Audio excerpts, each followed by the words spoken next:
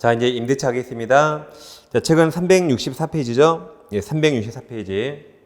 자, 이제 특별법에 주택 임대차와 상가 임대차가 있기 때문에 이제 민법상 임대차로 쓰는 겁니다. 그러니까 주택 상가만 생각하지 마세요. 토지 임대차도 될 수 있는 겁니다. 자, 그럼 임대차 의의가 618조. 임대차는 당사자 일방 임대인이 상대방 임차인에게 목적물을 사용 수익할 것을 약정하고 상대방 임차인이 이에 대해서 차임 지급 반드시 유상, 차임을 지급해야 되죠. 반드시 유상, 월세 같은 거. 단 차임은 금전에 하나지 않습니다. 쌀을 줘도 되고 뭐 석유를 줘도 되고 상관없어요. 아무튼 뭔가 대가를 줘야 됩니다. 그 다음 임차권은 원래 채권이라 대항력 없는데 이게 물권처럼 대항력이 생길 수 있죠. 그걸 물권화 현상으로 표현한 겁니다. 그래서 이거 수업 시 했죠. 621조는 임대차를 등기할 수 있죠. 그때부터 제3자에 대해서 효력이 생긴다. 제3자에게 생기는 게 대항력이라죠. 그 다음 622조에서 자 건물 소유를 목적으로 한 토지네요. 토지 임대차는 이를 등기하면 되잖아요. 근데 등기하지 아니한 경우에도 임차인이 그 지상 건물을 등기한 때 제3자에 대해서 무슨 임대차죠? 토지 임대차 효력이 생긴다. 이 제3자에 대해서 효력이 생긴다가 대항력이 생긴다죠. 예를 들어서 갑토지를 우리 건물 지을 목적으로 20년 빌렸어요. 그리고 건물 지었습니다. 그럼 이거 대항력 없죠? 채권 대항력 없습니다. 그래서 갑이 병에게 토지를 팔고 등기를 넘기면 이 병이 새로운 소유자가 을에게 철거 청구할 수 있습니다. 왜 그래요? 이건 갑과에 있죠. 그럼 갑에게만 주장할 수 있고 제3자 병에게 주장할 수 없습니다. 대항력 없다죠? 따라서 병이 철거 청구하면 을은 철거해야 됩니다. 그리고 갑에게 손해를 청구하는 거죠. 근데 이렇게 내버려두면 건물이 다 없어지니까 특별규정도 가지고 만약에 우리 건물에 소유권 보존 등기했다. 그럼 이 토지 임대차가 대항력이 생겨요. 그래서 보세요. 지금 매매로 소유자가 바뀌면 시간순이에요. 그래서 만약에 이 병 물권 취득보다 이게 더 빨랐다고 가정해 보세요. 이게 더 빨랐어요. 그럼 병 그거 알고 사겠죠? 그때 갑과 매진 20년을 병에게 대항할 수 있습니다. 그래서 병이 철거 청구 못하게 막아준 겁니다. 다시 보세요. 우리 여러 번 했습니다. 소유권 변동 원인이 매매입니까? 경매입니까? 매매. 저당권 안 문다 했죠. 매매면 매수인 등기와 이게 뭐가 빨랐는가? 이게 더 빨랐다는 가정하에 대항할 수 있으니까 병이 철거 청구 못하게 하는 겁니다. 아직 우리 시험에 안 나왔지만 이 대항력을 갖추기 전에 즉 건물에 등기하기 전에 제3자가 물권 취득 등기를 먼저 했잖아요. 그리고 나중에 등기하면 시간이 늦었죠. 그때는 대항할 수 없습니다. 항상 매매는 시간이 빨라야 됩니다. 급할 때까지 같이 챙기면 되겠습니다. 그 다음에 이제 임대차 존속기가 있는데 자 우리 민법 지금 공부하고 있죠. 특별법, 주택임대차보호법, 상가건물 임대차보호법인데 세 개를 같이 표기합니다. 일단 셋 다 최장기 제한 없다. 100년, 500년 가능합니다. 최단기가 민법 없어요. 주임법은 2년, 상임법 1년 있고 월세, 차임을 몇 기 연차하면 나가라고 쫓아낼 수 있는가. 민법 월세 2달분. 주임법 규정이 없네요. 상임법 규정이 없다가 몇 년 전에 3기로 생겼습니다. 그럼 잘 보세요. 이렇게 특별법에 규정이 없죠. 특별법에 규정이 없으면 또 다른 특별법이 적용되는 게 아니라 일반법, 이게 가장 일반법이잖아요. 일반법이 보충 적용됩니다. 따라서 주택도 월세 2달분 밀리면 나가라고 쫓아낼 수 있다. 상가는 3기입니다. 자, 이처럼 보세요. 임대차에서 가장 일반법, 특별법인데 이처럼 특별법에 규정이 없죠. 그럼 일반법이 보충 적용됩니다. 따라서 우리가 이 특별법에 법조문이 별로 없어요. 여기 없는 것들은 민법 임대차 규정이 다 같이 보충 적용됩니다. 구체적인 예로서 여기 필요비나 유익비 규정이 없어요. 민법에 있는 필요비, 유익비 규정이 보충 적용되는 겁니다. 자, 그럼 민법만 놓고 보면 민법에는 아무 제한 없죠? 약정이 무조건 유효, 약정 1000년 유효, 1개월 유효. 민법은 약정 무조건 유효 하시면 되겠습니다. 민법만 놓고 보면. 그 다음 임대차 갱신 가능하죠? 2년 있다가 합의로 한 번 더 할 수 있죠? 회수제한 없습니다. 그 다음 묵시갱신이란, 자, 임대차 기간이 만료 후 그럼 임차인 나가야겠죠. 임차인이 임차물을 사용 수익을 계속하는 경우에 안 나가네? 그럼 임대인은 나가라 해야겠죠. 임대인이 상당 기간 내에 이 일을 하지 아니한 때 임대인도 나가라고 안 하네요. 그럼 임차인도 안 나가, 임대인도 나가라고 말하잖아요. 그럼 계속 간단 말이죠. 그러면 전 임대차와 동일한 조건으로 다시 임대차장으로 본다. 누가 봐요? 법에서. 그걸 법정갱신, 묵시갱신. 그런 당사자는 635조 규정에서 해지입니까? 해지 통고입니까? 해지 통고. 그러니까 잘못했었다는 게 해지예요. 월세 밀렸다. 잘못했죠. 그때 해지. 해지 통고는 잘못한 게 아닙니다. 잘못한 거 아니에요. 그때 해지 통고하는 겁니다. 그래서 이제 기간 안정했죠. 635조에서. 자, 임대차 기간 약정이 없는 때 당사자 둘 다 언제든지 그냥 해지예요, 해지 통고예요. 해지 통고할 수 있다.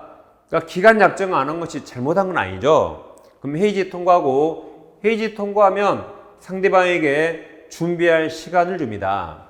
그래서 이 항에서 상대방의 전항의 통고를 받는 날부터 다음 각호 기간이 경과하면 해지력이 생긴다. 1호 토지 건물 기타 공작물, 이게 부동산에 대해서 임대인이냐면 6개월, 임차냐면 1개월. 임차인에게 좀 유리하네요. 그래서 이게 강행 규정이에요. 이제 임대차에서 강행 규정이 나온다 했죠. 이게 강행 규정이에요. 강행 규정. 그 다음 동사는 둘 다 5일. 부동산이 임대냐면 6개월, 임차냐면 1개월에 끝나는 겁니다. 근데 숫자는 잘 안 외워진다 했어요. 꼭 외워야 된다는 부담 갖지 마세요. 그 다음에 임대초력에서, 자, 임대인은 월세 받을 권리가 있죠? 음으로써 623조 임대인의 목적물 임차 인도해줘야 되고, 계약정서증 그 사용수익이 필요한 상태를 유지하게 의무를 부담한다. 말이 이상하지만 임대인은 임차인이 내 물건을 사용하도록 유지 수선할 의무가 있습니다. 그래서 목적물 유지 수선은 임대인이 원칙해준다. 임대인이 해줘야 돼요. 단 매우 사소한 것까지 임대인이 하면 될까요? 매우 사소한 건 인간적으로 임차인이 하는 겁니다. 그 다음 이거 임의규정이에요. 임의규정이라 반대 약정 가능합니다. 우리끼리는 임차인이 부담을 약정 가능해요. 그럼 임차인이 부담해야 돼요. 해야 됩니다.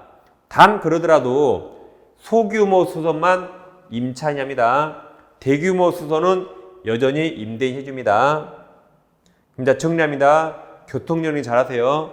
원래 유지 수선은 임대인이 한다. 단 사소한 건 임차인. 임의규정이라 반대 약정 가능하다. 그럼 임차인이 유지 수선해야 되는데 그러더라도 단 대규모 수선은 임대인이 부담합니다. 즉 임차인이 부담 약정했거든요. 임차인이 유지 수선해야 되죠. 주택이라면 임차인이 전화 왔어요. 어젯밤 태풍으로 지붕이 날아갔어요. 저 지금 뚜껑이 열린 집에 자고 있어요. 그래요. 그럼 네가 고치면 되겠어요? 그 뚜껑은 임대인이 달아줘야 돼요. 지붕은. 그래서 교통정리 잘하면 되겠습니다. 그 다음에 이제 보호무가 있는데 보통 임대차는 임대인이 임차인을 보호하지 않죠. 밤마다 불침을 해야 됩니까? 그런 거 아닌데 숙박계약은 투숙객은 숙박업소 정보를 모르죠. 엘리베이터가 몇 개인지 계단이 몇 개인지 모르니까 이때는 예외적으로 숙박업소에서 투숙객들 보험을 부담합니다. 예외. 그 다음 임차인이 사용하는데 제3자가 방해하면 임대인은 유지 수선을 위해서 방해 제거 해줘야 되고 매도인 담보 책임도 다 준용된다고 공부했습니다. 그 다음 이제 임차인 권리가 있는데, 자, 임차인이 세 가지 이루는 해마다 꼭 시험에 나옵니다. 세 가지. 이게 임대차에서 일단 가장 중요하다고 보면 되겠습니다. 그래서 이제 368페이지 그 양괄호 1번 비용 상환이 있고, 오른쪽 페이지 양괄호 2번 부동 매수 있으니까 한 장 넘기시면 370페이지 양괄호 3번 지상물 매수, 이 세 개가 임대차에 제일 중요합니다. 그럼 여기서 비용은 필요비나 유익비고, 여긴 둘 다 매수 청구권, 매수 청구권으로 성질이 똑같습니다. 여기가 싹 비어 있어요. 자, 그럼 법적 성격으로 비용 상환은 임의 규정이라 포기 약정 유효. 근데 여기는 강행 규정이라 포기 약정 원칙 무효. 유치권 행사할 수 있는가? 비용은 행사할 수 있죠. 여기 못합니다. 우리 유치권 X 외웠잖아요. 뭐라고 오셨어요? 보건복지부 매신. 이게 지상물 매수, 부동 매수, 지상물 매수, 부동 X. 다음 채무 불이행했다. 월세 2달 밀리면 쫓겨난다 했죠. 월세 2달 밀린 사람이 목적물에 비용을 지출했다면 비용 청구할 수 있나요?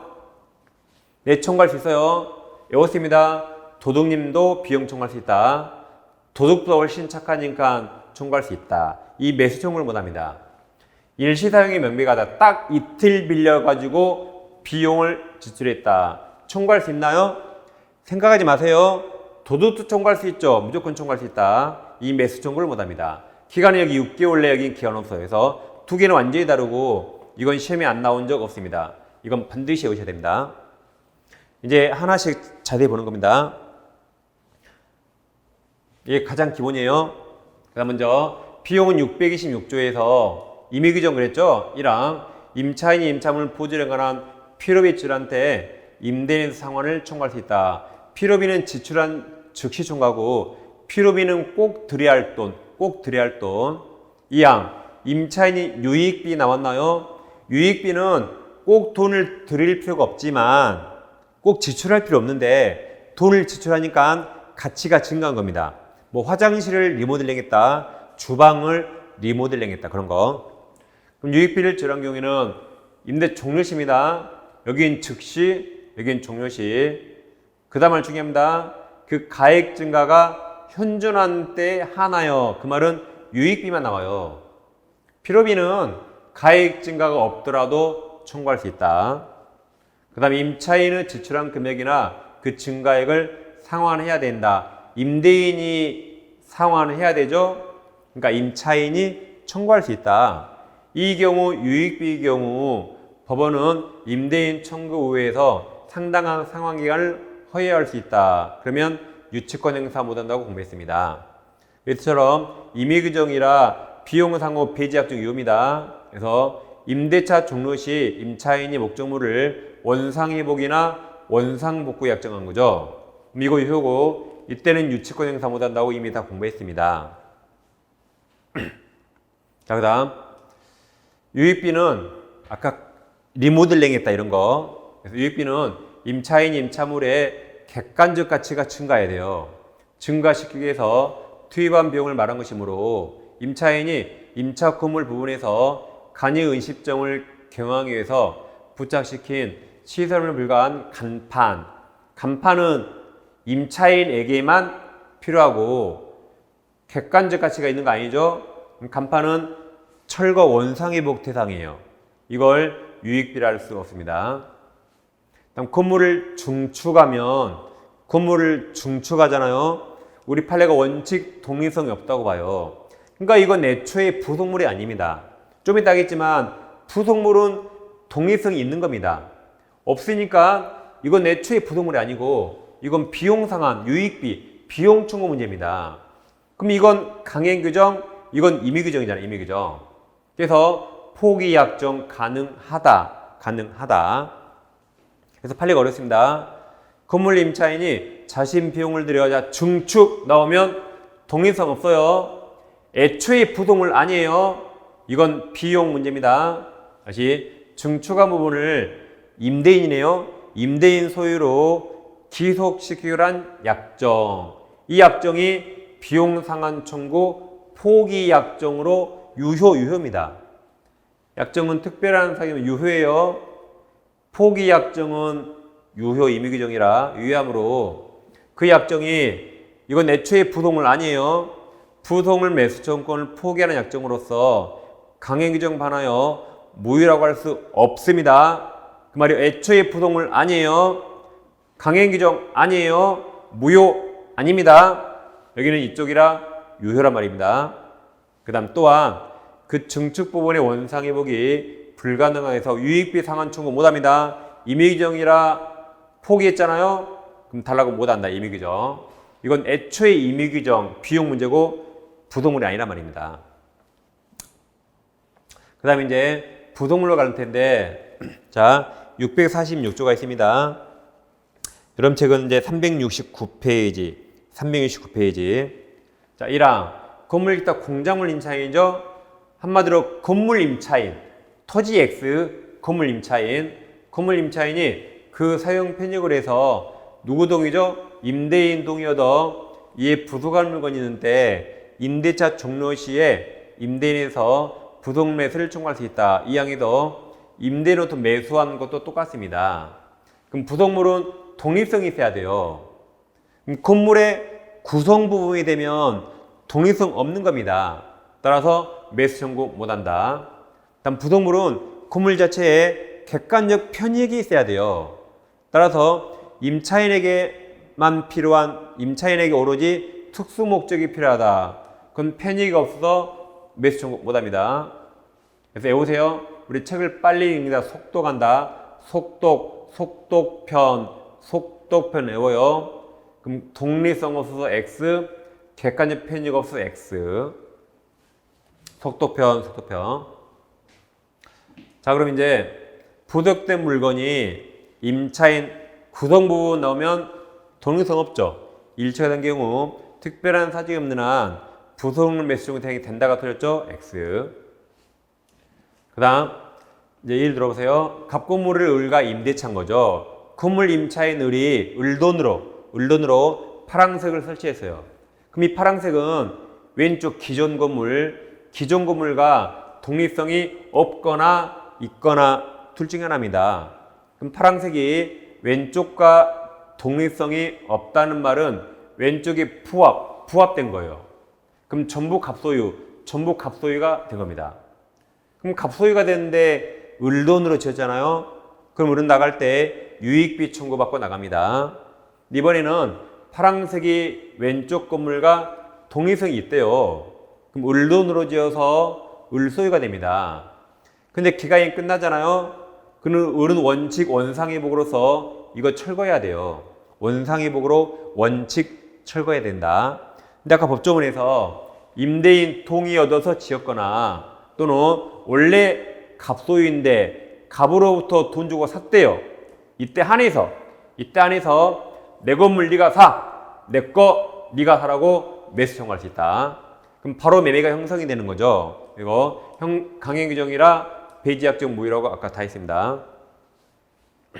그리고 이제 이 부속물 매수 청구는 부속물 소유자인 건물 임차인에게 인정되므로 임차인 지위와 분리하여 매수 청구권만 양도할 수는 없어요. 그 자에게 있어야 된다. 이제 지상물입니다. 자, 넘기시면 이제 370페이지. 자, 토지 빌린 사람 똑같습니다. 토지 임대차, 토지 전세권은 판례가 인정한다 그랬고 지상권 다 토지 빌려 똑같습니다. 다 똑같다. 갑토지를 을과 임대차에서 을이 지상에 건물 지으면 토지는 갑소유, 건물은 을소유. 근데 기간이 끝납니다. 그럼 원래 을은 건물 철거해야 돼요. 근데 건물이 멀쩡히 현존하면 철거에 가깝죠. 그럼 을은 임대차 한번 더 합시다, 한번 갱신합시다 라고 청구할 수 있고, 갑이 승낙하면 한번 더 하는데 갑이 거절하면 그때는 내 건물 너가 사, 내 건물 사 매수해 라고 청구할 수 있다. 이건 형성권이거든요. 내 건물 사 그러면 무조건 사야 됩니다. 바로 매매가 형성이 된다. 얘들은 강행 규정이라 배지약정 무효라고 처음에 다 했습니다. 그럼 이제 이해가는 판례들을 보는 겁니다. 자, 내 건물 사니까 소유자만 할 수 있어요. 우리 병에게 건물을 팔면 이제 을은 못하는 거죠. 내 건물 사니까. 다음 임대차 기간 약정하지 않았네요. 그럼 둘 다 해지 통고할 수 있죠. 임대인이 해지 통고했다. 그때도 매수 청구할 수 있는데 그럼 이때는 꼭 먼저 갱신 청구를 해야 할까요? 할 필요 없겠죠. 불료. 요하지 않는다. 갑이 그만두자인데 갱신하실래요? 그 입이 부끄러워요. 그때는 이거 없이 곧바로 매수 청구할 수 있다. 그걸 뭐로 표현하냐면 자, 계약갱신 청구권 하든 안 하든 유무에 불구하고 다시 이거 없이를 뭐라 한다? 계약 청구 유무에 불구하고 바로 매수 청구 행사한다고 표현합니다. 다음 건물에 아까 보전 등기하면 622조 토지 임대차가 대항력이 생겼습니다. 그리고 병에게 토지를 팔고 등기하면 대항력이 뭐죠?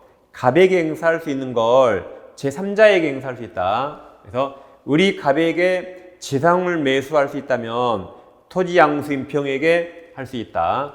병이 사야 됩니다. 그래서 매수 청구 상대방 원칙 임차권 소멸락시 임대인 갑이지만 임차인 대항력을 갖췄잖아요. 622조 대항력 갖췄죠. 그때는 그 토지 양수한 제3자 병에게도 매수 청구권 행사할 수 있다. 그 다음 건물이 철거하면 아깝죠. 행정적 허가를 안 받아서 무허가라도 무조건 사야 돼요. 무허가라도. 그 다음 객관적으로 경제적 가치가 없다면 싸게 사야 됩니다. 임대인 갑에게 소용이 없어도 무조건 사야 돼요. 무조건. 철거하면 아깝기 때문에. 그리고 이제 갑토지가 있고 오른쪽에 제3자 토지가 있는데 우리 갑토지를 임차했거든요. 그럼 건물을 어디에 지어야 돼요? 갑토지 위쪽에 지어야겠죠. 근데 제3자 토지까지 걸쳐서 건물 지었어요. 그리고 전부 사라고 전부 매수 청구하면 될까요? 안 되겠죠. 이때 판례가 뭐라 하냐면 갑토지가 임차한 토지, 임차지 상에 서 있는 건물 중에서 이게 구분 소유가 가능할 때 한해서 매수 청구할 수 있다고 그럽니다. 그러니까 이쪽에 애초에 구분 소유가 안 된다면 매수 청구 못 하는 겁니다. 그래서 임차지 상에 서 있는 건물 부분 중 구분 소유 객체가 될 수 있는 부분에 하나요. 임차인에게 매수 청구 허용되고 따라서 그 건물이 애초에 구분 소유 객체가 될 수 없는 거라면 매수 청구 못한다. 그래서 시험은 전부를 매수 청구할 수 있다 하면 틀린 거죠. 자, 그 다음 이 건물에 근저당권이 있다. 당연히 매수 청구할 수 있죠. 그럼 저당권 없는 건물 본 적 있나요? 당연히 갑은 사야 된다. 이건 시험에 나왔는데 그럼 얼마에 사야 되는가 시험에 아직 안 나왔어요. 건물이 시가가 10억이고 근저당권 채권 최고액이 4억이다. 그럼 얼마에 살까요? 건물 시가 10억일까요? 아니면 10억에서 이걸 공제한 6억일까요? 둘이 얼마에 매매할까요? 그러니까 우리가 보세요. 누가 채무자죠? 을이 4억 채무자죠. 그럼 을이 갚아야겠죠. 은행 허락 없이 채무자를 갑으로 변경할 수 없어요. 뭐 저당 채무를 인수했다 그 말이 없잖아요. 그러면 을이 4억 갚는 겁니다. 그럼 갑은 10억에 사는 거예요. 그래서 갑은 시가 10억에 사고 채무자 을이 4억을 갚는 거죠. 그러니까 시가 상당히 10억입니다. 뺀 금액이 아니에요. 그래서 근저당권이 설정돼 인정된다. 이미 시험에 나왔어요. 이 경우 시험에 안 나와서 이 경우 매수 청구 행사 당시 시가 상당히 10억에 사는 것이고 이 10억에서 채권 최고액 4억을 뺀 금액이 아니에요. 그래서 6억이 아니라 10억 시가 상당액. 이건 아직 시험에 안 나왔습니다. 시가 상당액. 여기까지 기억하면 그 다음 이제 매수 청구하면 당연히 건물 시가로 한다 그랬죠. 그 다음 우리 내 건물 무조건 사야 되죠. 그럼 이제 임차인이 매도인, 임대인이 매수인 되는 겁니다. 그럼 매매가 되면 을은 건물 소유권 넘길 의무가 있죠. 갑은 뭐 해야 돼요? 돈 줘야 되죠. 그럼 매매니까 이게 서로 매매니까 동시에. 아까 유치권 X 동시에. 그럼 갑이 돈 안 주네요. 그럼 동시행이라 을도 지상물 인도 안 할 수 있죠. 가능합니다. 그래도 보세요. 을은 내 땅 아니죠. 안 넘기더라도 을은 내 땅 아니죠. 그럼 그와 별개로 세상에 공짜가 없으니까 을은 토지 사용료 줘야 됩니다. 그래서 이거 두 개가 동시행이라 갑 네가 돈 안 주잖아.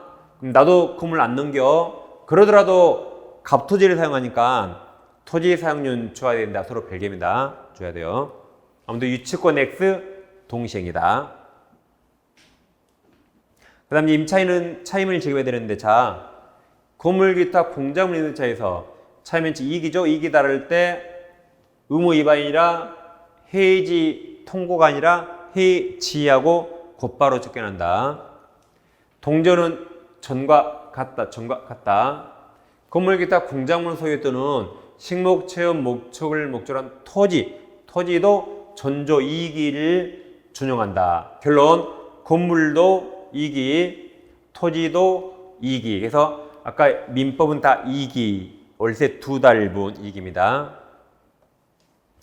다음 임대차가 종료하면 임차인은 목적물 원상회복해야겠죠. 그 다음 이것도 시험에 나왔죠. 누구 규칙 사유? 임대인. 임대인 잘못으로 임대차 계약이 해지됐다 하더라도 임차인은 그로 인한 손해배상을 청구할 수 있음을 변론을 하고, 그 말이 청구할 수 있다. 손해배상 청구할 수 있다. 그 다음 원상회복 의무를 부담하지 않는다고 할 수 없다. 이게 판례 원문이에요. 판례 원문. 자, 그럼 원상회복을 부담하지 않는다고 할 수 없다는 부담한다. 부담하지 않는다? 뭐죠? 부담한다요. 부담하지 않는다요. 부담한다. 그러니까 원상회복 해야 돼요. 보세요. 만약에 건물이 100억짜리인데 임대인이 잘못한다면 임차인이 100억 건물 먹어버립니까? 돌려준다. 대신 손해배상을 청구한다. 별개입니다. 구별하세요. 자, 이제 임차권 양도와 전대를 하겠습니다. 자, 갑소유 건물이 있는데 우리 1층을 임차해서 2년간 임차인 을이 식당합니다. 근데 우리 여기서 임차권 양도나 전대를 하고 싶다. 그럼 우리 실생활에 둘 중에 뭐가 많죠? 우리 실생활에 답이 안 나오죠. 둘 다 없어요. 둘 다 별로 없습니다. 별로 없어요. 왜냐하면 우리 왜 양도 전대를 하고 싶어 하죠? 2년을 못 채우니까. 그럼 우리는 이런 거 안 합니다. 보통 어떻게 하죠? 우리 임대인 동의 얻어서 사랑방 광원에서 우리 새로운 임차인 구해놔 이렇게. 그리고 둘이 계약은 합의로 없애버리고 을은 빠져나가요. 그리고 둘이 새롭게 임대차 계약 하잖아요. 보통 그렇게 하죠. 그러니까 우리나라는 이런 거 거의 안 합니다. 그러니까 실생활에 본 적 없어서 와닿지 않아요. 근데 시험은 나오네? 그럼 어떻게 한다? 외운다. 안 봐서 이해가 안 될 수 있어요. 몇 개 외워야 됩니다. 먼저 629조 1항 임차인 임대인 동의 없이 그 권리가 임차권의 양도가 매매하거나 임차물을 전대가 또는 전대차하지 못한다. 이항 임차인 전환규정 위반한 때 임대인 동의 없이 한 때 임대인 계약을 해지할 수 있다. 동의 얻으란 말이죠. 그럼 잘 보세요. 양도전대는 보세요. 임대인 동의 있을 때 양도와 전대가 완전히 달라요. 다시 임대인 동의 있을 때 양도, 전대 완전히 다르다. 동의가 없을 때는 두 개 똑같습니다. 이걸 반드시 명확히 비교해야 돼요. 다시 동의 없을 때는 똑같지만 동의 있을 때는 완전히 다르다. 그걸 반드시 명확히 비교해야 됩니다. 그럼 자, 책으로 오시면 372페이지. 제일 밑에 파란색 1번 있나요? 파란색 1번. 임대인 동의 없는 무단전대. 그럼 여기는 양도나 전대 똑같아요.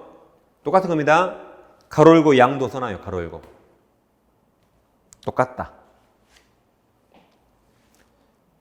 넘겨보세요.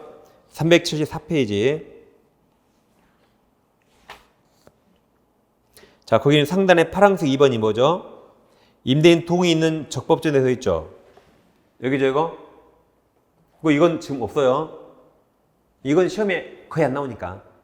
그래서 두 개 다르다. 그러니까 우리 책에 목차 보면 안 돼요. 분명히 두 개 다르다 기억하세요. 이건 똑같다. 그렇게 해가지고 이제 그리고 책 보시면 돼요. 책. 근데 이걸 제가 분명히 지금 짚어드린 거예요. 이거. 그럼 저는 동의 없는 뭔지 압니다. 자, 갑이 을과 임대차 했는데 을이 갑 동의 없이 그러니까 무단으로 양도나 전대하면 양도하면 을을 양도인 병을 양수인 전대차하면 을을 전대인 병을 전차인 그럼 둘이 무단했죠. 그래서 둘 간에 이거 유효입니다. 아까 전 시간에 타인권리 매매 유효, 타인권리 임대차 유효했죠. 그러니까 둘 간에 이거 유효고 그리고 갑에가 안 들키면 돼요. 안 들키고 병 나가면 되는 겁니다. 들키면 우리 갑에게 무릎 꿇으면 되죠. 그러니까 둘 간에 이거 유효입니다. 유효니까 을은 병이 사용할 수 있도록 목적물을 넘겨줄 의무가 있어요. 유효니까. 그리고 을은 갑동이 얻어줄 의무를 또 병에게 부담합니다. 유효니까 유효. 그래서 을은 병에게 점유를 넘겨야 돼요. 그리고 안 들키면 돼요. 근데 재수없이 갑에게 들켰네. 갑은 임대차를 해지하고 둘 다 쫓아낼 수 있다. 단 원래 해지할 수 있잖아요. 단 예외적으로 두 사람이 법률상 배우자고 저기서 동거하면서 가구점 운영해요. 배우자끼리 양도했다. 이건 특별히 갑에게 특별히 배신행위가 아닙니다. 배우자끼리 양도했으니까 이런 특별한 사정이 있을 때는 예외적으로 해지권이 제한돼요. 예외적으로. 근데 원래는 해지할 수 있다. 그 다음 갑부동산을과 임대차에서 동의 없이 다시 무단으로 전대하면 자, 갑은 이거 해지할 수 있죠? 해지할 수 있는데 하든 말든 갑 마음입니다. 귀찮아서 해지 안 했어요. 그럼 여전히 유효죠. 유효. 그럼 을은 여전히 월세 줘야 되죠. 그럼 갑은 재산상 손해는 없네요. 그래서 병한테 나가라 할 수 있지만 재산상 손해 없으니까 또다시 병한테 차임상당의 손해배상이나 부당이득은 청구할 수 없습니다. 왜 그래요? 우리에게 받잖아요. 우리에게. 그럼 병한테 돈 또 받아요? 그럼 또 하면 또 받네? 또 하면 또 받고? 그럼 월세 4번 받아요? 말이 안 되죠. 우리에게 한 번 받으면 끝이니까 병한테 나가라 할 수 있지만 또다시 월세 달라고 못한다. 돈 한 번만 받아. 그래서 이게 시험에 제일 많이 나옵니다. 지금까지 동의 없는 거 있습니다. 동의 있는 양도 봅니다. 이제 갑부동산을 을과 임대차했는데 동의 없고 병에게 임차권을 양도했다. 양도가 뭐라고요? 매매. 돈 받고 판 거죠. 그럼 을을 임차권 양도인 병을 양수인 매수인. 자 보세요. 그럼 현재 을은 임차권 있어요 없어요? 을에게는 임차권 있어요 없어요? 없습니다. 을은 돈 받고 팔았잖아요. 을에게 임차권 없어요. 그래서 을은 여기서 완전히 탈락에 나갑니다. 더 이상 을은 여기서 아무것도 아니에요. 그리고 그 자리를 병이 들어요. 병. 병이 을지를 승계하는 겁니다. 보세요.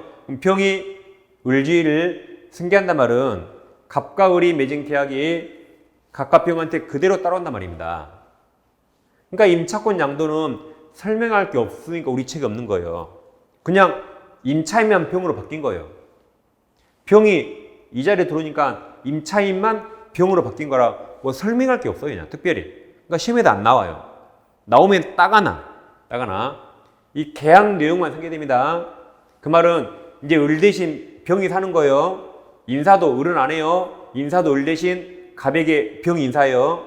월세도 병이 내요. 나갈 때 보조금도 병이 받는 겁니다.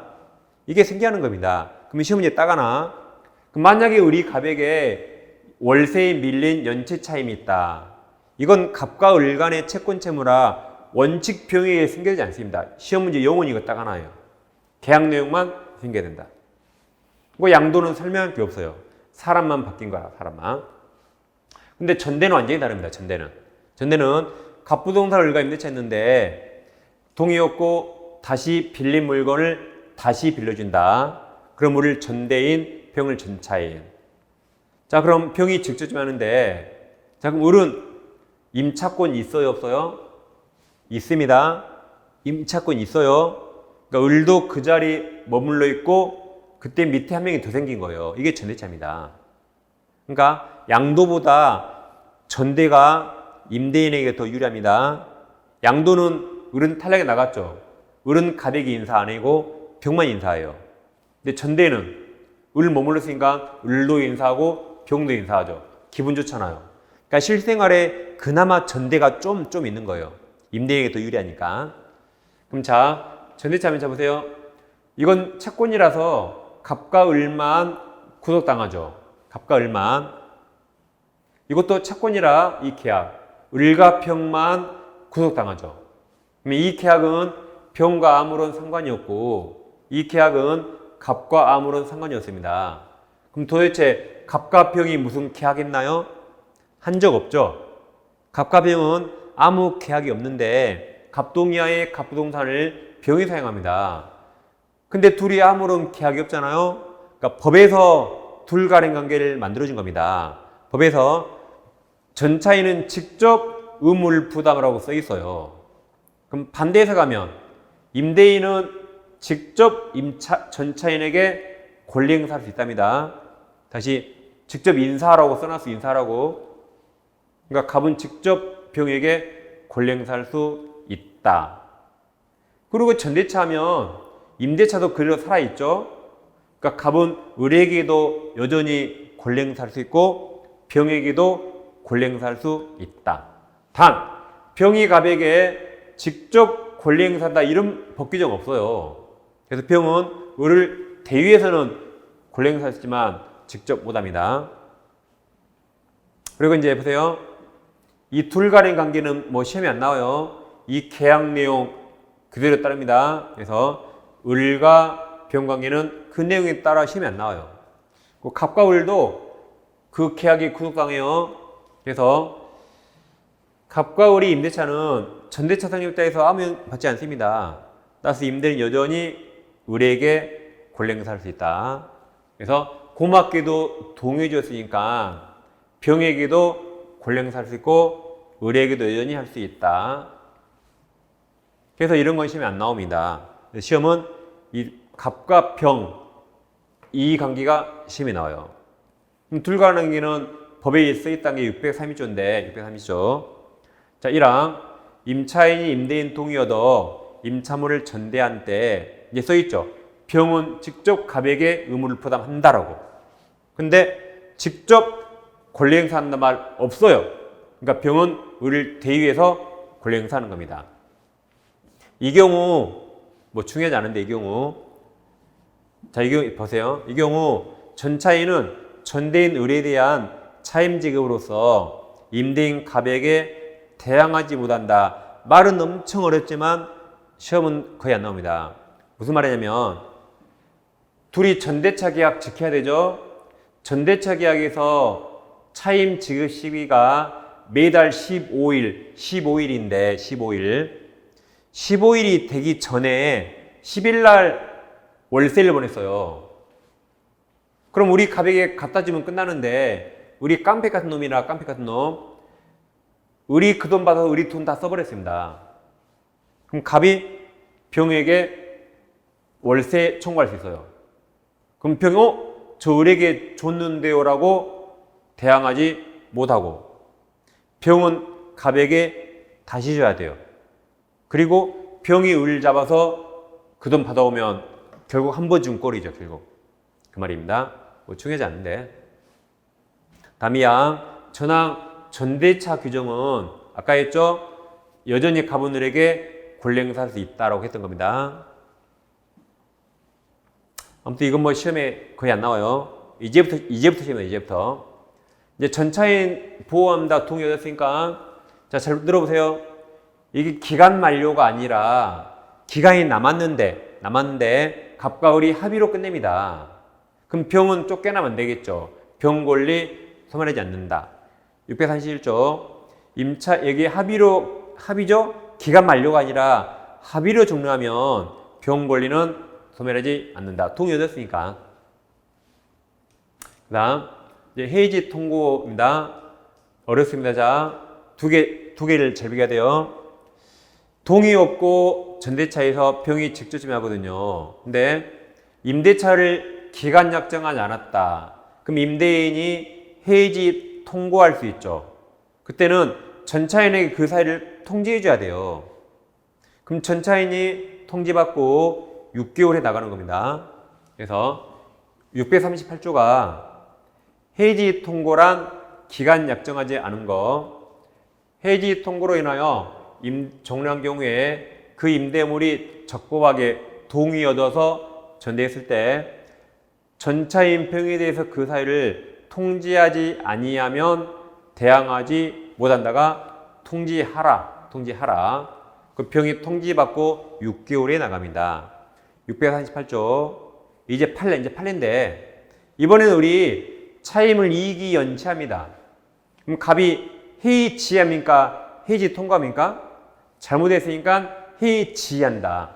그때는 그 사유를 병에게 굳이 통지하지 않아도 돼요.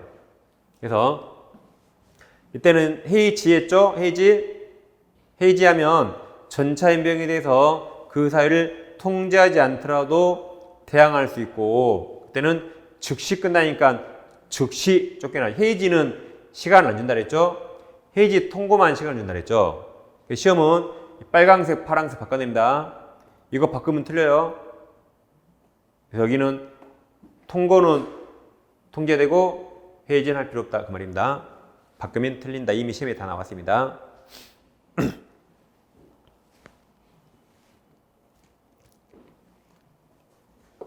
그래서 여러분 책은 374페이지 제일 밑에 양괄호 5번에 있습니다. 양괄호 5번 해지 통고가 통제가 된다. 제일 밑에 비교가 밀리면 할 필요 없다 그 말입니다. 그다음 오른쪽 보증을 읽어보시면 되고 이제 그다음 이제 자 임대차와 전대차가 모두 끝났대요. 그럼 전차인 병이 임대인에게 목적물을 직접 반환하면 전대인 을에게 굳이 반환할 필요 없겠죠. 그 다음 두 개 잘 비교하세요. 여긴 건물 전차인, 여기는 토지 전차인이요. 다시 여기는 건물 전차인, 여기는 토지 전차인. 그럼 둘 중에 어떤 게 시험에 더 많이 나올까요? 여기 건물 전차인과 이 두 박스 토지, 건물, 토지 어떤 게 시험에 더 많이 나올까요? 그걸 왜 물어보냐고요? 한번 찍어보세요. 뭔가 중요하니까 색깔을 달랬겠죠. 뭔가 중요하니까. 시험에 이게 나오고 아래 건 뭐 거의 안 나옵니다. 아래 거. 그럼 아래 거부터. 적법한 토지 전차인이라 토지니까 지상을 매수 청구할 수 있게 해준 겁니다. 여긴 중요한 거 이제. 적법한 건물 전차인이 그 사용 편익을 위해서 누구 동의? 임대인입니다. 이걸 시험에 임차인 바꾸면 틀려요. 이걸 항상 임차인 틀립니다. 바꾸면 임대인 동의 얻어. 이에 부속한 물건이 있는데 전대차 종의 시 누구에게? 임대인에게. 그러니까 임대인 동의. 다시 임대인에게 부속 매수를 청구하니까 임대인 동의. 여기도 임대인으로부터 매수했을 때 다 임대인 주의하세요. 여기까지는 되겠고 이제 지금까지 민법을 마치겠습니다. 민사특별법 좀 합니다. 민사특별법 좀 할 거예요 오늘. 자, 민사특별법은 법이 5개고 보통 6문제 나오는데 3-4문제 맞히면 합격하는데 지장 없습니다. 먼저 주택임대차에서 잡으세요. 항상 특별법은 언제 적용되는가 그 적용 범위가 중요합니다. 이 법은 주택에만 적용됩니다. 주거용 건물, 이거 채권이에요. 아파트에 전세권 등기하면 원칙 적용 안 돼요. 채권에만 적용된다. 그럼 채권 임대차는 월세가 있든 없든 다 적용된다. 그럼 이제 특별법, 주임법, 상임법이 있는데 일단 둘 다 편면적 강행 규정이고 둘 다 일시사용이 명백하면 적용되지 않습니다. 이틀 빌린 사람 특별히 보호할 필요 없는가 적용 안 된 겁니다. 그럼 편면적 강행이란 임차인만 보호한 겁니다. 따라서 주임법, 상임법 규정과 당사자 약정이 서로 일치하지 않다. 그럼 이 약정이 언제나 무효가 아니라 이 약정이 임차인이 유리하면 유효, 불리하면 무효해서 임차인만 보호하는 편면적 강행 규정입니다. 다음 적용 범위. 주임법은 모든 주택임대차에 다 적용돼요. 일시사용을 제외하고 모든 주택임대차에 다 적용되는데 상임법은 그렇지 않습니다. 모든 상가임대차에 다 적용된 게 아니다. 부분부정. 그래서 상가임대차에서 상임법이 적용되는 게 있고 적용되지 않는 게 있습니다. 그럼 다음 주에 자세히 하겠지만 상임법은 사업자 등록 대상이 돼야 돼요. 영리목적. 그리고 환산보증금 제한이 있어요. 환산이란 월세 곱하기 100에서 보증금에 더한 겁니다. 서울에서는 지역마다 달라요. 서울에서는 9억 이하는 상임법 전부 적용되는데 9억 초과하면 몇 개만 적용해야죠. 몇 개만. 잘 보세요. 강남에 있는 아파트, 강남 아파트를 보증금 100억 주고 아파트를 임차했다. 그럼 돈 엄청 많죠? 보증금 100억. 그래도 내 집 살아요? 남 집 살아요? 남 집. 쫓겨나면 불쌍하잖아요. 쫓겨나면 불쌍하죠? 100억 가져도. 그러니까 주임법 적용해야지. 안 쫓겨나게. 근데 상임법은 돈 많은 상가임차인 보호 안 합니다. 상임법은 돈 많은 상가임차인 보호 안 해요. 영세상임만 보호한다. 그게 가장 큰 차이입니다. 가장 큰 차이. 그럼 오늘 주임법을 하는 겁니다. 그럼 주임법 먼저 적용 범위로서 책은 377페이지죠? 377 적용 범위. 자, 물적 범위로서 이 법은 주택의 전부 또는 일부 적용된다. 아파트 1002로 적용돼요. 단독주택 적용돼요. 아파트 1002호에서 잠만 자실 분 방 한 칸 적용돼요. 그 다음 주택에 해당한 여부는 공적 정보가 아니라 실제 용도에 따라 정한다. 오피스텔 임차했다. 오피스텔. 그럼 들어가 봤더니 장사하면 상가 임차인, 먹고 자고 살면 주택 임차인 그 말이고. 다음 임차금을 일부, 그러니까 주택으로 빌려서 주택으로 사용하는데 일부만 주거외로 개조해서 주용도가 주거용이죠. 그럼 일부만 주거외로 바꿔도 전부 다 주임법 적용해주고. 다음 월세가 없는 걸 채권적 전세, 월세 없는 전세 임대차 적용됩니다. 근데 일시 사용 안 된다 그랬어요. 다음 누구에게 적용돼? 인적 범위. 자, 이 법은 꼭 소유자에게 임차한 것뿐만 아니라 소유자가 아니더라도 적법하게 임대차 계약을 체결할 권한 가진 자와 임대차에도 이 법 보호해 줍니다. 다음 자연인은 먹고 자고 살죠. 이 법은 임차인의 주거생활 안정을 위한 거라 자연인은 외국인까지 적용해 준대. 법인이 막 결혼해서 애 낳고 사나요? 법인이 애 낳고 살아요? 그렇지 않죠. 법인이 주택을 임차하면 원칙 적용되지 않습니다. 근데 예외적으로 LH, 토지주택공사, 주택사업지원공사와 중소기업 이 세 가지 법이면 예외적으로 대양력 일부가 적용돼요. 예외적으로. 예를 들어서 지방의 S아파트 미분양 전비 미분양이면 건설사 지금 부도나요. 이 전부를 LH가 임차합니다. 그럼 보증금 주니까 부도 안 나겠죠. 그 지역의 무주택자에게 다시 전대차 했다. 들어가 살잖아요. 그럼 이게 공익법인이 중간에 다리를 놔서 건설사 부도면하고 얘들 살지 생겼죠. 이런 법인 예외적으로 여기만 대양력 등 일부만 적용해 줍니다. 그 다음에 이제 최단계가 있는데, 자, 사조에서 기간을 정하지 아니하거나 2년 미만으로 정한 임대차는 그 기간을 2년으로 본다. 다만 누구만? 임차인만. 여기 보세요. 임차인만 2년 미만으로 무한기간? 정한기간. 무한기간이라고요? 정한기간. 다시 무한기간? 정한기간이 유효함을 주장할 수 있다. 그러니까 임대인은 2년에 구속되는데 임차인만 주장할 수 있다. 이 항에서 임대차가 종료한 경우에도 임차인이 보증금을 돌려받을 때까지 그럼 계속 보호하기 위해서 임대차가 존속한 것을 보는 겁니다. 자, 갑주택을 일가 임대차 있는데 기간을 3년 약정했다. 그럼 2년으로 됩니까? 아니죠? 최단만 2년이고 최장기 제한 없죠. 그럼 3년 그대로 유효. 기간 안정해 채면 2년으로 본다. 2년 미만으로 정했다. 1년 정했다. 그리고 또 2년으로 본다. 다만 누구만? 임차인만 선택할 수 있다. 1년 약정했죠. 임차인은 1년과 2년 선택할 수 있고 이 임대인은 2년에 구속됩니다. 그럼 잘 보세요. 그럼 임차인이 사익기간 1년 6개월 산다고 주장할 수 있을까요? 임차인이 이 사익기간 나는 1년 6개월 살고 나간다고 주장할 수 있을까요? 할 수 있을 것 같죠? 네, X. 아까 무한기간? 그러니까 제가 지금 아까 몇 번 모르니까 속으로 저 자식 막 욕했죠. 무한기간? 정한기 1년. 1년으로 정했잖아요. 정한기간과 2년을 선택하는 거지. 사익기간 멋대로 선택할 수 없습니다.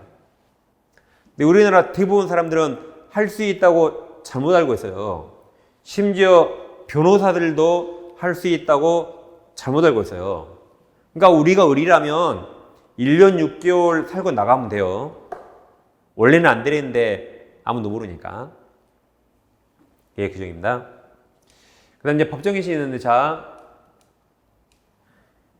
주택임대차 3년 했는데, 3년. 임대인은 끝나기 6개월 전부터 2개월 전까지입니다.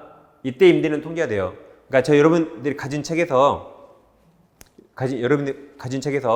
1개월을 다 2개월로 바꾸세요. 2개월 개정된 겁니다. 여러분 책이 만약 1개월 되는 책이 있다면 2개월로 다 바꾸시라고요. 그래서 임대인은 6개월 전부터 2개월 전까지 야, 끝나면 나가.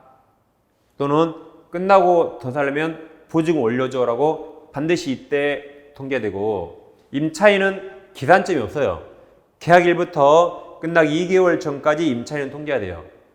이때까지 끝나고 나간다. 끝나고 보증금 내려달라고 이때 이렇게 통계된다. 그래서 임대인도 이 기간에 아무런 통지가 없고 임차인도 여기까지 통지가 없다면 기간 만료 시 법에서 자동으로 연장시킵니다. 그때 돈은 똑같아요. 전과. 보증금 월세 똑같아요.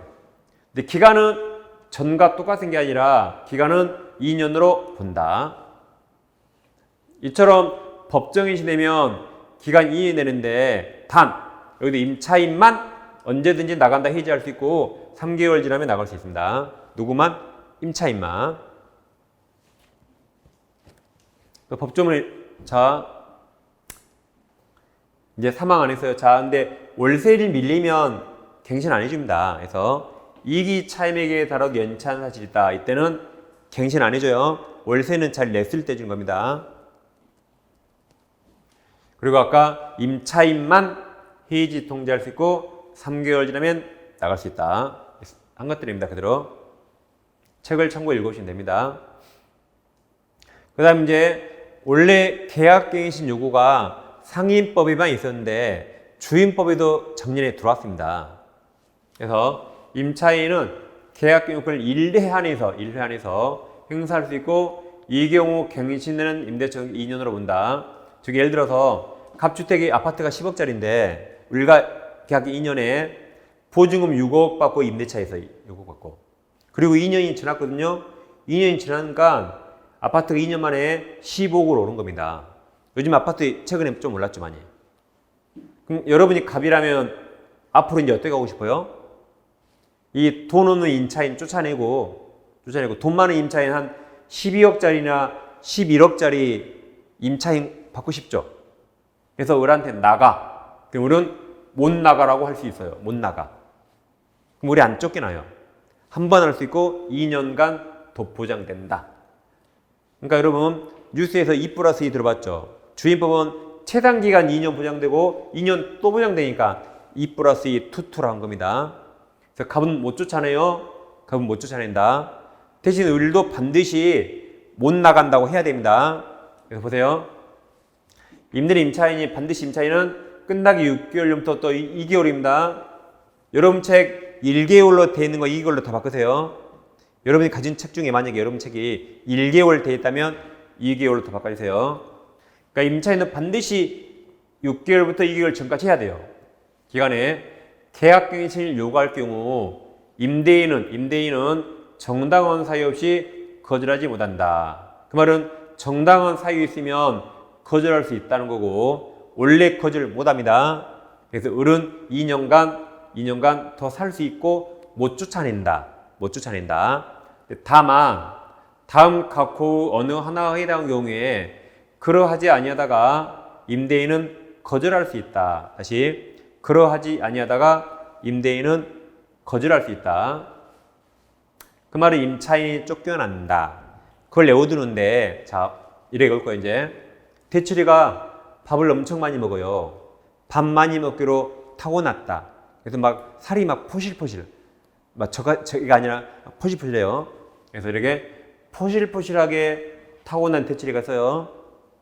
포실포실하게 타고난 대출이가 뭘 좋아하냐면 부추와 이합보쌈. 이합이 뭐냐면 여러분 소고기하고 키조개 드셔봐서 같이 이합으로 있어요 그런 거. 그래서 부추와 이합보쌈이보다 소고기와 키조개 보쌈을 먹으니까 메뉴 일부가 전멸중. 다시 포실하게 타고난 대출이가 뭘 좋아요? 부추하고 이합보쌈은 계속 먹으니까 메뉴 일부가 전멸중. 자, 여러분 책에서 이제 이렇게 암기법 체크하는 겁니다. 이제 여러분 책 찾아서 암기법 이렇게 체크하는 거예요. 자, 먼저 일단 법조문을 제가 빨리 읽어볼게요. 여기 몇 기연체? 2기연체. 임차인 거지가 부정하게 임차했다. 3번 서로 합의해서 임대인 상담 보상 제공했다. 여기 4번 일부, 5번 일부, 6번 일부. 4번 임차인이 임대인 동의 없이 무단으로 목적 전부 또는 일부를 무단 전대했다. 5번 임차인이 임차주택 전부 또는 일부를 고의나 중과실 파손, 고의나 다시 무슨 과실? 중과실 파손. 그러니까 경과실로 파손하면 임대인은 거절할 수 없습니다. 고의 또는 중과실 파손했을 때 거절할 수 있다. 그럼 중과실이 우리 책에 딱 3번 나와요. 민법에 한 번 나오지. 민법. 차고 한 번. 주임법 한 번. 다음 주에 상임법 한 번. 딱 3번.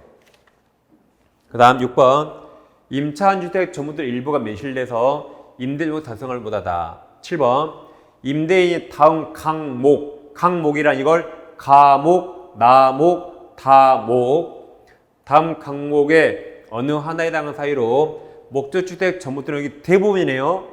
대부분을 철거하거나 재건축하는 겁니다. 가목 임대차 계약 체결 당시 공사 시기 및 소연을 포함한 철거 또는 재건축 계획을 임차인의 구체적으로 고지하고 계획에 따른 경우. 그러니까 최초로 임대차 체결할 때 저는 내 주택을 3년 후에 철거해야 됩니다. 들어오실래요? 라고 고지했으면 나가야겠죠. 나가야 된다. 나목 건물이 노후에 또는 일본인들 안전사고 안 죽으려면 나가야 돼요. 다른 먼저 타법령 공법 시간에 정비법 공부했죠. 정비법에 따라 이 동네 다 철거합니다. 그럼 내 집도 철거되죠? 나가야겠죠. 그 다음 8번이 특이한데 임대인 가로열고 임대인 직계속 포함해서 목적주택에 실제 거주한다. 그러니까 임대인이 나도 내 집 살자. 나도 내 집 살게. 그럼 임차인 나가란 말입니다. 임대인뿐만 아니라 직계존속이 부모님 직계 비속은 누구예요? 내 자식 포함한다. 그러니까 8번에 형, 내 형이 있어요, 없어요? 없어요. 8번 오빠 없어요. 누나 없어요. 형 자식 없어요. 내 자식. 언니 자식 없어요. 내 자식. 내 자식이 직계비속, 내 부모님 직계 존속 포함해서. 9번 그 밖에 임차인이 뭐 의무를 현지 위반했다. 9번 빼고 8번까지 외우는 거예요. 다시 포실하게 타고난 대처리가 부추와 이합 보쌈 먹어서 메뉴 일부 점일조. 이게 제외 X 포함, 제외 X 포실하게, 다음에 타법령, 다른 문제 타법령, 고지, 타고난. 전부들은 대부분 철거, 대부분. 보세요. 이게 이게 멀리서 이게 안으로 봐, 이게 멀리서 뭐로 안자로 이게 아니에요, 난. 이게 아니라고 난. 타고난 대처리가. 다음에 이게 부정임자, 이게 부추예요, 추. 이게 부추라고, 이게 부추. 부정임차, 부추. 다음 이기. 다음 합의하에 보상. 이합, 이게 보쌈이에요, 보쌈. 뭐 그런 억지 어디 있냐고요? 그냥 이래 외우세요. 그래서 이런 암기법은 전국에 저밖에 없어요. 다시 부추와 이합 보쌈을 먹으니까 메뉴 일부. 여기는 대부분 무단전대, 멸실, 고의 또는 중과실 파손. 다시 포실하게 타고난 대처리가 부추와 이합 보쌈 먹어서 메뉴 일부 점일중. 다음 주 상인법. 상인법은 포실이 없어요. 그리고 여기가 3기. 그것 빼고 똑같습니다. 다음 주에. 자, 그럼 이제 이렇게 갱신하잖아요. 그러면 차임보증금은 5%밖에 못 올립니다. 5%밖에 못 올려요. 그러니까 임대인은 쫓아내고 돈만의 임차인 구하기 쉽겠죠. 그 다음 계약갱신 요구에 따라 계약이 갱신되면 아까 기간은 2년으로 본다 그랬는데 2년. 단 임차인만 언제든지 나간다 할 수 있고 또 3개월 지나면 그 효력이 생겨서 나갈 수 있다. 임차인만 선택할 수 있다. 임대인은 2년에 딱 구속당합니다. 지금 법정이신 아니에요. 법정이신과 유사하지만 지금은 계약갱신 요금이다. 헛갈리면 안 됩니다. 그 다음 자 이럴 수 있잖아요. 보세요. 여기. 갑이 임차인 쫓아내려고 거짓말로 내가 내 집 살 거니까 내가 실거주 할 테니까 나가라고 쫓아냈어요. 그리고 내가 실거주하지 않고 다른 돈 많은 임차인 구해버립니다. 그러다 들키면 을에게 책임져야 돼요. 을에게. 그래서 임대인이 1항 8호 사유가 실거주 임대인 그 직계조소 피속 포함해서 목적이 때 실제 거주하는 경우로서 실거주 목적으로 갱신을 거절했음에도 불구하고 쫓아냈죠. 을의 임차인의 갱신 요구가 거절되지 아니하였더라면 갱신되었을 기간이 2년 플러스 또 2년 그 또 2년 기간이 만료되기 전에 정당한 사유 없이 제3자 돈 많은 임차인에게 목조주택을 임대한 경우 그러니까 을을 쫓아버리고 내가 안 들어가고 변익 임차했죠. 그때 임대인값은 갱신거절로 인하여 임차인 입은 손해를 배상해야 됩니다. 이 손해배상 규정이 있습니다. 그러니까 아까 8번 실거주를 악용할까봐 이런 손해배상 규정이 따로 있는 겁니다. 이제 여러분 책에서는 자 지금 377페이지 적용 모임 했습니다. 378은 다음 주 할 것이고 이제 384페이지 했어요. 384페이지. 그래서 384가 상단에 4번 기간했고 중간에 네모 5번 임차권 승계 거기는 안 합니다. 보지 마세요. 그냥 시험에 거의 안 나오니까 하지 마세요. 그냥. 그리고 제일 밑에 박스 6조 3 계약갱신 요구권 아까 이렇게 했어요. 그래서 아까 암기법 이거 보고 외우세요. 여기까지 했습니다. 그래서 이제 다음 주에 주임법 나머지 좀 하고 민트법 다 마치겠습니다. 다음 주에. 주임법은 다음 주에 연결해야 합니다. 오늘 한 것 기간 규정 잘 복습하세요. 자, 다음 주에 하겠습니다. 감사합니다.